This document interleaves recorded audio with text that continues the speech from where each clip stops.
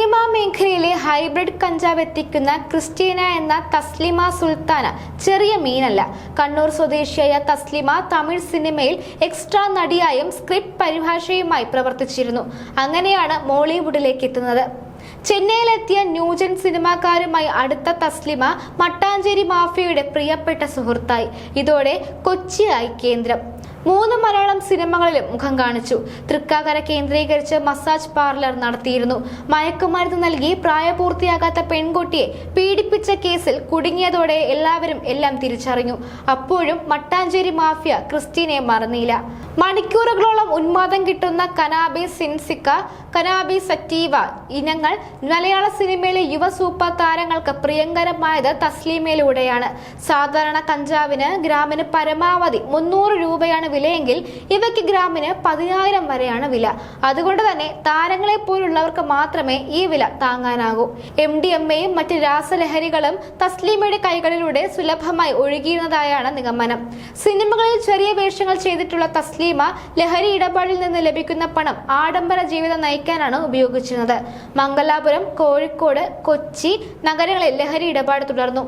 ആലപ്പുഴയിൽ പിടികൂടിയ കഞ്ചാവ് 30 ലക്ഷം രൂപയ്ക്ക് കോഴിക്കോട് സ്വദേശിയാണ് കൈമാറിയത്. തമിഴ്നാട് തിരുവള്ളൂർ ഉലകനാഥപുരം 4th സ്ട്രീറ്റിൽ താമസിക്കുന്ന ക്രിസ്റ്റീന എന്ന തസ്ലിമ സുൽത്താൻ എന്ന വിലാസമാണ് ഇപ്പോൾ അറസ്റ്റിലായപ്പോൾ പോലീസിന് നൽകിയത്. ആലപ്പുഴ മണ്ണഞ്ചേരി മലൻവിളയിൽ ഫിറോസും അകത്തായി. എക്സൈസ് ചൊവ്വാഴ്ച രാത്രിയാണ് ഇവരെ വിദഗ്ധമായി വലയിലാക്കിയത്.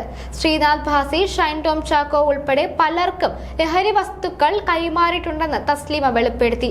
ഇവരുടെയുമായുള്ള സാമ്പത്തിക ഇടപാടിന്റെ തെളിവുകളും തസ്ലീമയുടെ ഫോണിൽ നിന്ന് ലഭിച്ചു. രഹസ്യ വിവരത്തെ തുടർന്ന് ആലപ്പുഴ എക്സൈസ് ഡെപ്യൂട്ടി കമ്മീഷണറുടെ നേതൃത്വത്തിൽ ചൊവ്വാഴ്ച രാത്രി ഓമനപ്പുഴയിലെ റിസോർട്ടിന് സമീപം ഇരുവരും കാറിൽ വന്നിറങ്ങിയപ്പോൾ തൊണ്ടി സഹിതം പിടികൂടുകയായിരുന്നു. ജൂനിയർ ആർട്ടിസ്റ്റുകാർ കണ്ണൂരിൽ നിന്നും ചെന്നൈയിലെത്തിയ തസ്ലീമ പിന്നീട് മയക്കുമരുന്ന് മാഫിയയുടെ പ്രധാനിയാവുകയായിരുന്നു. ചെന്നൈ കേന്ദ്രീകരിച്ച് സിനിമാ മേഖലയിൽ പ്രവർത്തിക്കുന്ന തസ്ലീമയ്ക്ക് നിരവധി താരങ്ങളുമായി ബന്ധമുണ്ട്. ഈ ബന്ധങ്ങൾ ലഹരി വിൽപ്പനയ്ക്ക് ഉപയോഗിച്ചിരുന്നോ എന്നാണ് പരിശോധിക്കുന്നത്. പ്രായപൂർത്തിയാകാത്ത കുട്ടിയെ ലഹരി നൽകി പീഡിപ്പിച്ചതിന് തസ്ലീമ സുൽത്താനയുടെ പേരിൽ തൃക്കാക്കര പോലീസ് സ്റ്റേഷനിൽ പോസ്കോ കേസ് നിലവിലുണ്ട്. രാജ്യാന്തര കൊറിയർ വഴിയും എയർപോർട്ടുകളിലൂടെയും ബംഗളൂരു അടക്കമുള്ള നഗരങ്ങളിൽ എത്തുന്ന ഹൈബ്രിഡ് കഞ്ചാവും മറ്റ് രാസലഹരികളും കേരളത്തിലെത്തിക്കുന്ന ശൃംഖലയിലെ പ്രധാന കണ്ണിയായ തസ്ലിമ സുൽത്താന തന്റെ വൻകിട ഇടപാടുകൾക്കും സിനിമാക്കാർക്കുമിടയിൽ അറിയപ്പെട്ടിരുന്ന ക്രിസ്റ്റീന എന്ന പേരിലായിരുന്നു. മലയാളം ഉൾപ്പെടെ 8 ഭാഷകൾ അറിയാം ക്രിസ്റ്റീനയ്ക്ക്. കുറച്ചു ദിവസങ്ങളിലായി എറണാകുളം കാക്കനാട്ടെ ലോഡ്ജിലായിരുന്നു സ്ത്രീ താമസിച്ചത്. പിടിക്കപ്പെടുന്നത് ഒഴിവാക്കാൻ അതീവ ശ്രദ്ധ പുലർത്തി. സാധാരണക്കാരെ ഒഴിവാക്കി ഉന്നതരായവരോട് മാത്രമായി പലപ്പോഴും നേരിട്ട് കാണാതെയായിരുന്നു ഇടപാടുകൾ. ഇതാണ് ചലച്ചിത്ര താരങ്ങൾക്കിടയിൽ വരെ ക്രിസ്റ്റീന എന്ന പേര് പ്രശസ്തവും വിശ്വസ്തവുമാക്കിയത്. 2021 കാക്കനാട്ടെ പീഡന കേസിലാണ് ക്രിസ്റ്റീന എന്ന തസ്ലീമ നേരത്തെ കുടുങ്ങിയത്. ഫോട്ടോഷൂട്ടിനെത്തിയ മോഡലിനെ മയക്കുമരുന്ന് നൽകി കൂട്ടബലാത്സംഗം ചെയ്ത കേസായിരുന്നു അത്.